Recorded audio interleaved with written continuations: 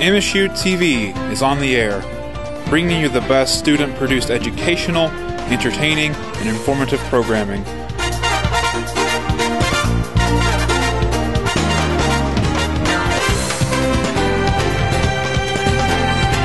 Broadcasting out of Breckenridge Hall on the campus of Morehead State University, MSU TV is signing on. Good evening and welcome to NewsCenter. I'm Kyle McKenzie. And I'm Angela Hardesty. This is your news for March 1st, 2012.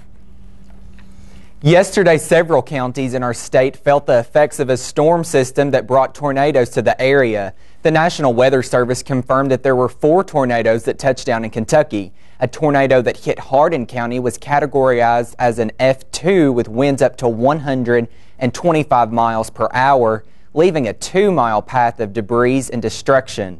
In LaRue County, there were 2 confirmed tornadoes, and the National Guard was called in to help with relief. Eastern Kentucky did not see as much damage, but did have some heavy rain and minor floodings. A former MSU student turned himself in to Rowan County authorities last week. According to the Lexington Herald-Leader, 21-year-old Eric Lemaster of Staffordsville, Kentucky, was indicted February 17th on child pornography charges. Lemaster was indicted on 1 count of possession of matter portraying a sexual performance by a minor and 1 count of distribution of matter containing a sexual performance by a minor. The charges followed an undercover investigation by the state's cybercrimes unit. A search warrant was issued for Lemaster's residence at Eagle Lake Apartments on campus at the end of January. The Kentucky Center for Traditional Music's Mountain Music Ambassadors performed at the Paramount Theater in Bristol, Tennessee this past weekend. The band performed 2 songs for the Leon Kaiser Memorial Show on Saturday night. The show honored many artists for their contributions to bluegrass music, including the surviving members of the Stoneman family. All proceeds were donated to the East Tennessee State University Bluegrass, Old Time, and Country Music Scholarship Fund. For more information on upcoming performances from the Mountain Music Ambassadors, go to www.moreheadstate.edu/KCTM. Students struggling to file their taxes by April 15th deadline can now find the assistance they need on campus. The MSU Accounting Department has been commended for their achievement with the VITA program on campus. An MSU accounting professor and faculty advisor of the VITA program, Sharon Walters, spoke with NewsCenter. The VITA program is a voluntary income tax assistance program. It's sponsored by the Internal Revenue Service, and it's partnership here with Morehead State University. And we use this program to achieve 2 goals. One goal is to help our community prepare income tax returns for free. The program is ran by volunteer accounting students. Each of the selected students must apply, be interviewed, and pass the IRS certification standards. To ensure accuracy, Walters supervises the students and audits each return before the taxes are filed. The students are generally seniors in accounting, and this gives them hands-on experience in preparing income tax returns, and it gives them experience with working with people, taxpayers, interviewing skills. It's just a good program that it gives them some hand-on experience that they would not otherwise obtain, and it's a good resume builder for them. Any student interested in using the VITA program to file their taxes can go to Burt Combs, room 311, between 3 and 6 p.m. any Tuesday during tax season. Reporting for NewsCenter, I'm Haley Murphy. For more information, visit www.moreheadstate.edu/new and click on the VITA link. Back after the break with Don Young and a quick look at weather. In a world where pop has gone flat and sports drinks are too sugary, 75% of people don't drink enough of this.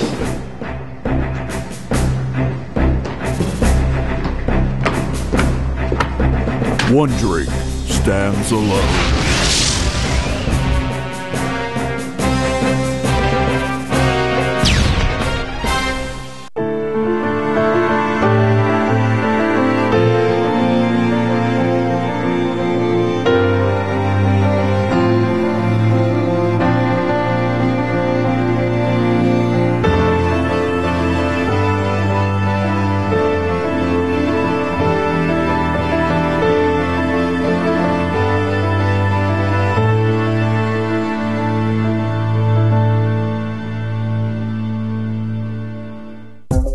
The Morehead State University Space Science Center has been established to provide a research and educational facility with state-of-the-art laboratories for undergraduate students in space science. The Star Theater located inside functions as a classroom and public entertainment room featuring laser light shows and 3D movies. To contact the Space Science Center, call 606-783-2381. For events in the Star Theater, call 606-783-9593. Please don't throw that trash on the ground. I know someone is watching you now. Recycle man, recycle man. Please take care of all your waste in a responsible way. Recycle. Good evening. On NewsCenter Notices, we have Steve Middleton in the studio to talk about his documentary, Tobacco-Latcha. Thank you so much for coming on the show today, Steve. Thank you, Angela, for having me on today. I'm glad to be here. Yay. Well, first of all, what is the documentary about? Well, Tobacco-Latcha is about tobacco farming in eastern Kentucky. Tobacco, Appalachia, so it's eastern Kentucky farming tobacco. And the film follows the traditions of what was, the farming of tobacco in eastern Kentucky, and it was such a big part of eastern Kentucky culture for so many years. Can you say that being the farming? So it was a fun project. There's a lot of firsts for me working on this project, so it was interesting. Where exactly did you film? A couple different places, but primarily within no further than 30 minutes from Morehead. Maybe an hour, I should say that. We went to Fleming County, we went to Elliott County, and then some local places here in town. It was really hard to find people still farming tobacco, and then in this county there was only 2 people, so we only found 5 total in all of eastern Kentucky that I could find during the summer. So, how did the farmers react to being part of the documentary? Well, they were leery at first, leery of somebody with a camera talking about tobacco. It's nothing but bad things could possibly come from that. But then after I told them what we were going to do, we weren't going to exploit them. We were talk about the farming traditions and what happened, and they were pretty open to it. What was the inspiration behind doing this project? It's a good question. One day I was driving out 60 East. I live out 60 East here in town, and I passed the Morehead Round County Tobacco Warehouse, and I thought it looked really neat. The old logo was, fading away, and I thought, well, hey, this used to be a huge area for tobacco farming. I stopped in one day and talked to some old timers, so to speak, that used to farm, and hey, this might be a good idea. What has been the public reaction? So far, so good. So far, everything's good, but I'm sure someone doesn't like it somewhere, and that's their opinion. But so far, so good, and mostly because I tried to show positive things of tobacco farming. So nothing really about farming in general and independent farming. How has the industrialization of tobacco impacted the area of farming and tobacco? Well, that's the interesting thing about this, Angela, was farming of tobacco used to be independently done by small farmers, and now it's done factory farm. So there's more tobacco being raised now and being exported from this country than ever before. What was eliminated was sort of the small farmer aspect in it. And of course, that all went with the health issue. Tobacco was bad for you. It actually led to a lot of this. So. Well, where can our viewers actually view your documentary? One good thing about this is it just got picked up by KET, and it'll be part of their spring and summer programming. And I actually got a grant from the CDC, Center for Disease Control, for this, and it'll be featured on their website. So that's the biggest thing I've ever done. So. Do you think that you'd be able to submit this for any festivals? I'm going to try. It's already submitted to the Appalachian Film Festival, which is in Huntington, which is in mid-April. So hopefully, so far this is the only one. So yeah, hopefully. Do you have any future projects lined up? Yeah, always thinking of stuff, and I've always been interested in the junk metal trade of Appalachia. So hopefully that may be the next project I go to. So. Well, I look forward to watching that. Thank you so much for being on the show. Angela. That's all the time we have.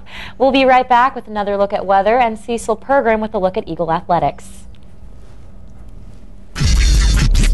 When you got some homework and you need a place to go, when you're working on a project and your computer is slow, there's a little place on campus that I think that you should know about. The first story of the library is what I'm talking about. Walk past Java City and then you will see the new commons area is where you should be.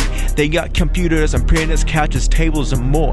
It's the perfect place to go for study time galore.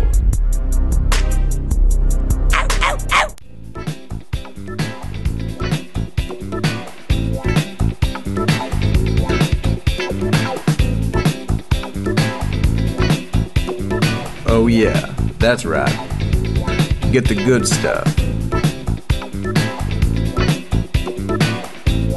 The Java City on campus has just what you need to get you going. Located on the first floor of the Camden Carroll Library. I'm so freaking bored. I cannot handle another hour of the Kardashians. I wish we'd go bowling. Me too. Great.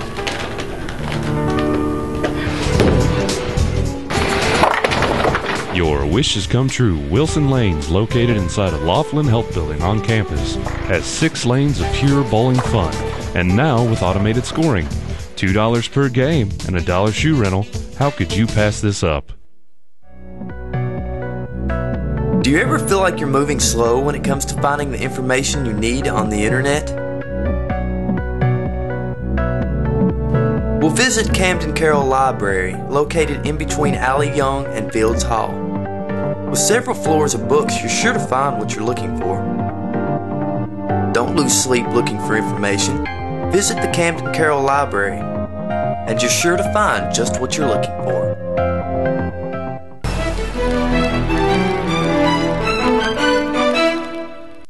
Welcome back to NewsCenter. I'm Don Young. Currently, the temperature outside is around 61 degrees, so pretty nice day. A little cooler than yesterday, but we're going to be moving into some warmer temperatures tomorrow and then cooling back off into the weekend. But right now, it's sunny outside. The humidity's around 46%, and that's about average after a shower like we had yesterday. Winds are at the west-southwest at around 10 miles per hour, and we're going to be seeing some more of those wind speeds with the storms moving in over the weekend.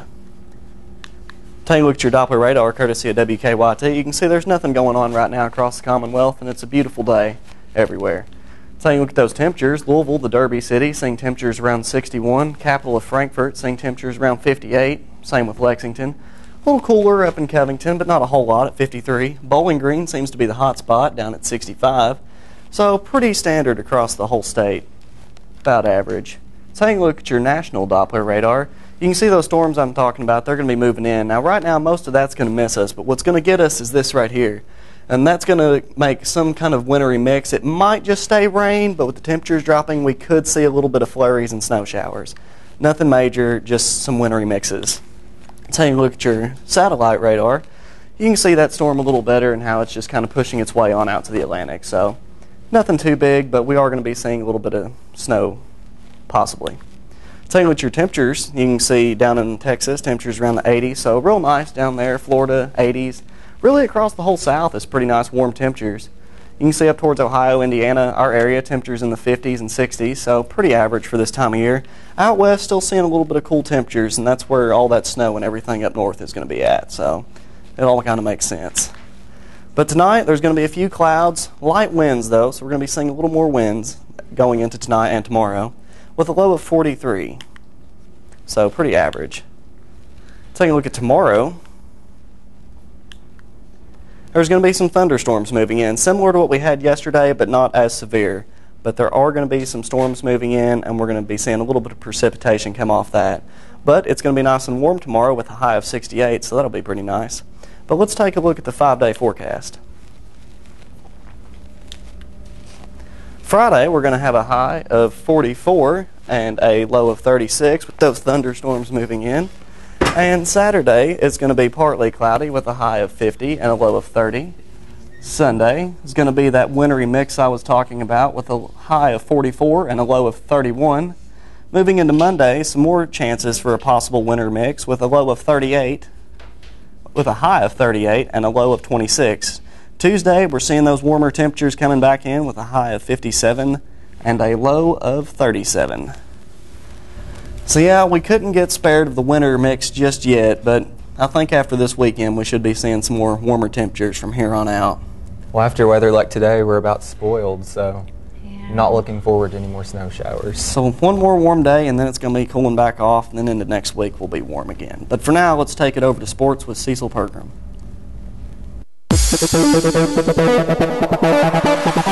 Your home for the Morehead State Eagles, this is NewsCenter Sports.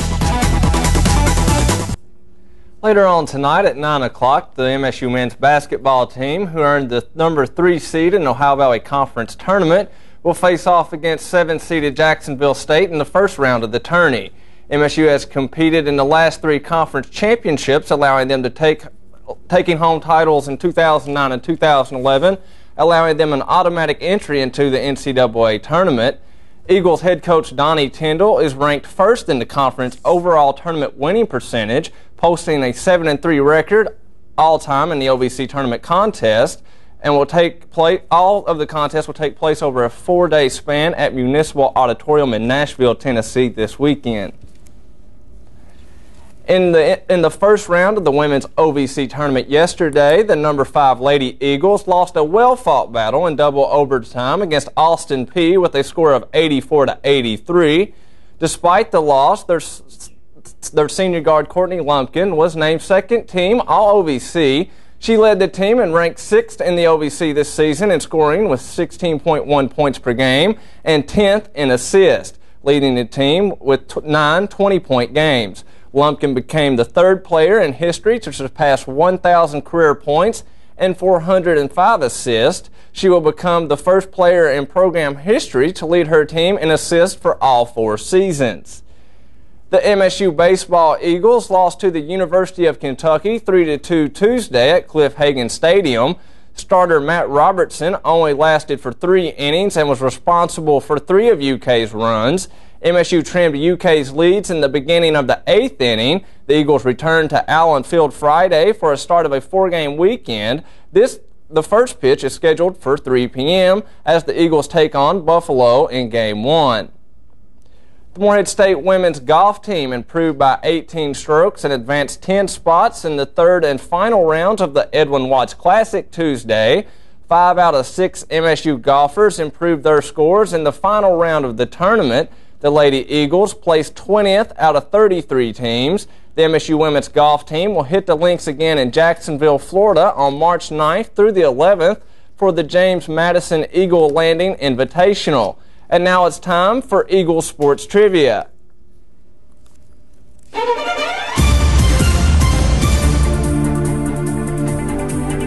The MSU basketball Eagles opened play in the OVC tournament with Jacksonville State. What was the result of the season series between the 2 schools? A. Morehead swept the series 2-0. B. They split the series with road victories. C. Both teams split the series with home victories. Or D. Jacksonville swept the series 2-0. Don, what do you think?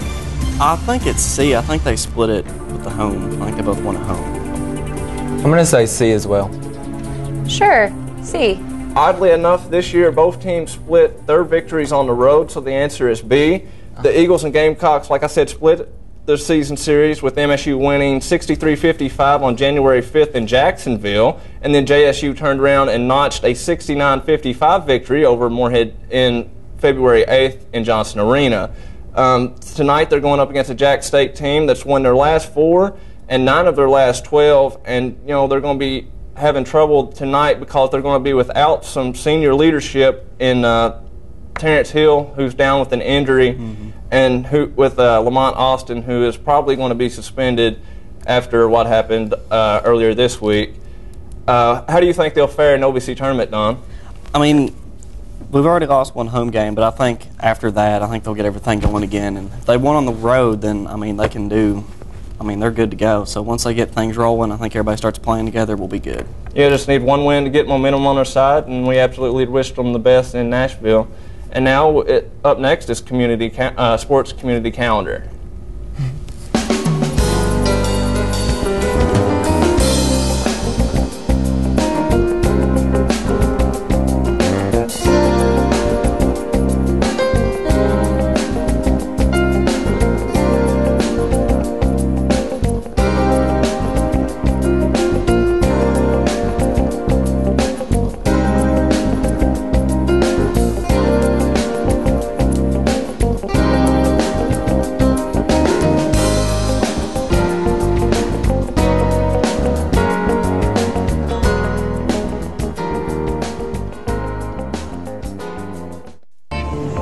What's wrong, dude? Second guessing that cheeseburger? Maybe you should take another look at that before you eat it. Don't eat me. Now how could you be thinking of eating that when really you're thinking of a slow-cooked chili-covered geodog with cheese with your selected choice of chips? Throw that thing away. Located on the first floor behind the elevator. What about me?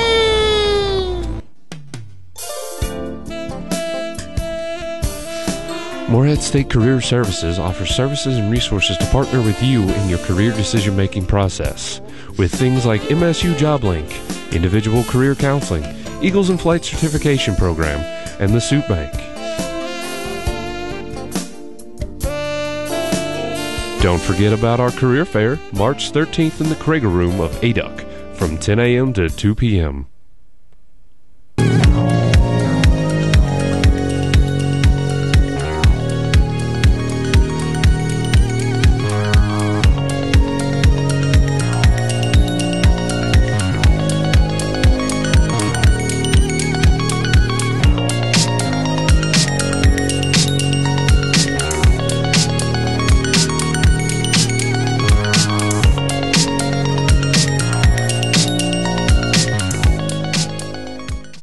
At the Kentucky Center for Traditional Music, we preserve and develop the art form and represent our cultural heritage through performance, educational outreach, and interaction with the community in the MSU service region and beyond.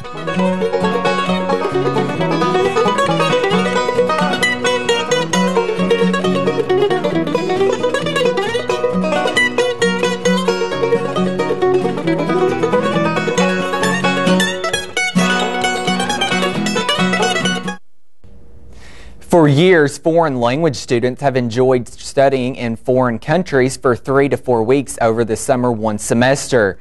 The KIIS program has sent MSU students to over a dozen countries on 3 continents. NewsCenter's Hardy Breeding has more on the story. The Department of International Studies will be traveling overseas for 4 weeks beginning in May. NewsCenter spoke with Dr. John Secor about the program. I'm Dr. John Secor in the Department of International Interdisciplinary Studies. I'm an associate professor of Romance languages. I teach mainly French, also Italian and Latin, and occasionally Spanish. And I have a role as the campus representative for the Kentucky Institute for International Studies here at Morehead State.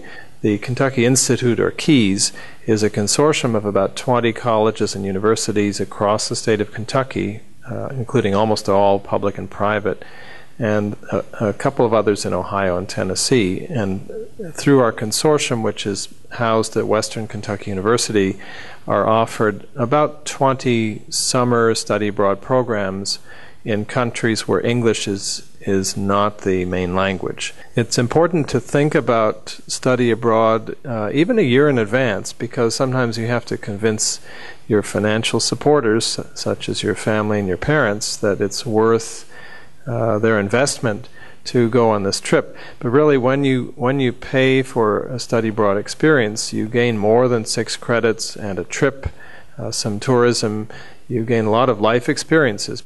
I myself have taught 7 or 8 times in the Paris programs, and that's my favorite. But other faculty at Morehead State have taught in Bregenz, Austria, in Spain, in Mexico, in Berlin, Germany, in Italy, and we also have 2 directors of programs on campus. We have the director of the Berlin program, Dr. Sylvia Henneberg, and the director of the Slavic Europe program, Dr. Adrian Mancy, who are on campus and more than willing to talk to you about these programs.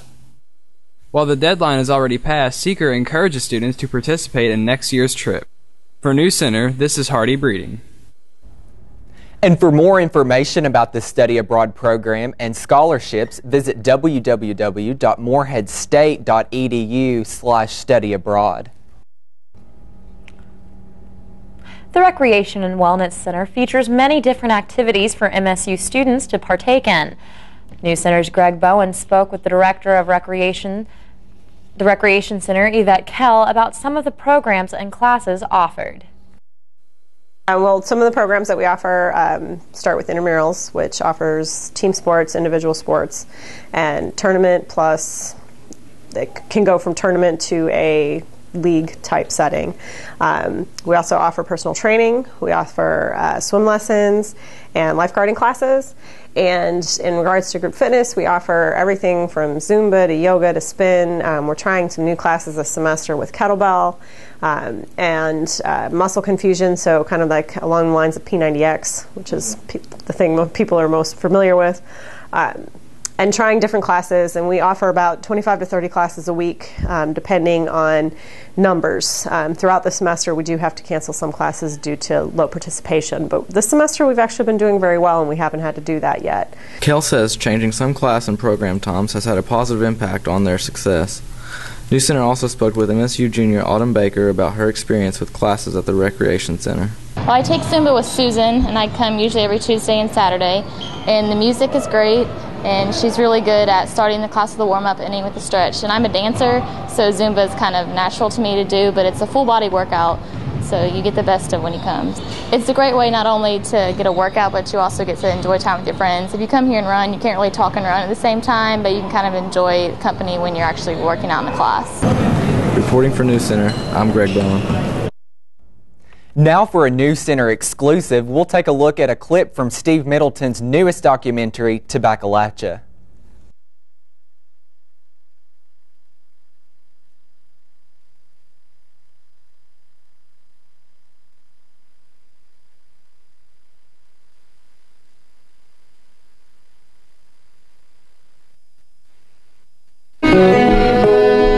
All that I can.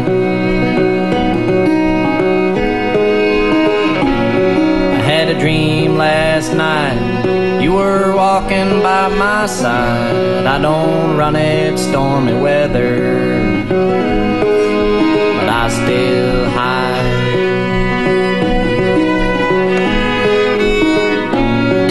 I'm breathing through chimneys, I'm wading through the swamp, I'm still getting spooked by some long time home.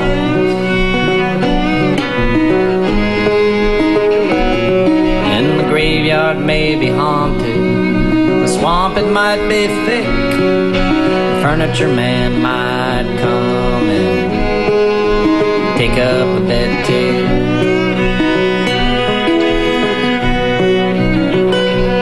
Then I'll pack up my possessions and I'll put them in a sack, and I'll turn my head and wave so long, ain't never coming back.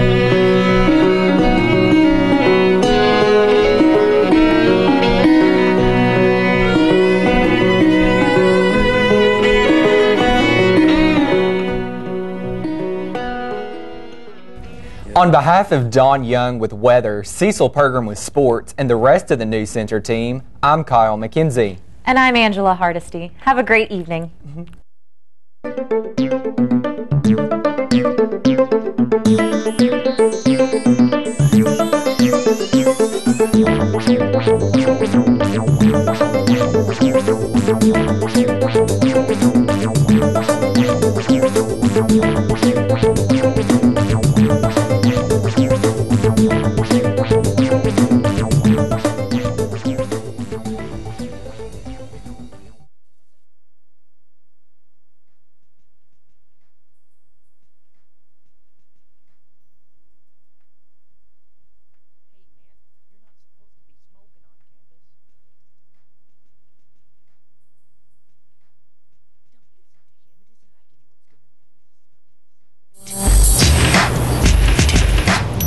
Really bad idea. Remember, Morehead State University is a tobacco-free campus.